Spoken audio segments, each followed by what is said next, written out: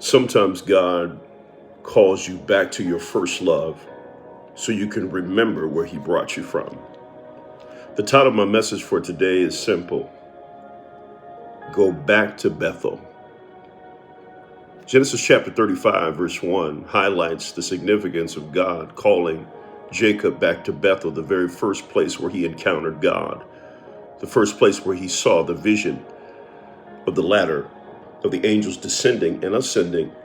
And he literally saw God in Genesis chapter 28. But in Genesis 35, we see that he says to build an altar in verse 1. And not only to build an altar, but also a place where you can remember me and reflect on what I told you.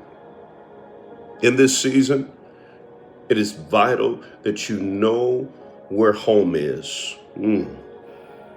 Yes, it's one thing to move, but it's another thing to come back where restoration is, because we all need some restoration. It's time to come back home. Hallelujah. This text teaches us when life breaks you, God doesn't send you away. He calls you back.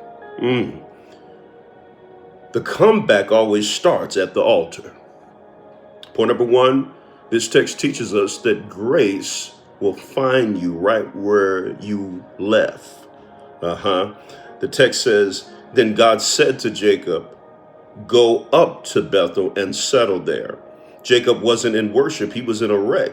But the same God who spoke on the mountain is now speaking in Jacob's mess. He doesn't wait until you're holy to call your name. He calls your name so you can come home. Hallelujah. It's like a GPS system that takes the wrong turn, and then all of a sudden it pauses and it's loading and it says recalibrating and recalculating. That's what coming back home looks like in the natural. Grace always knows your location. My God. And point number two, this text teaches us to clean the house. Clean the house.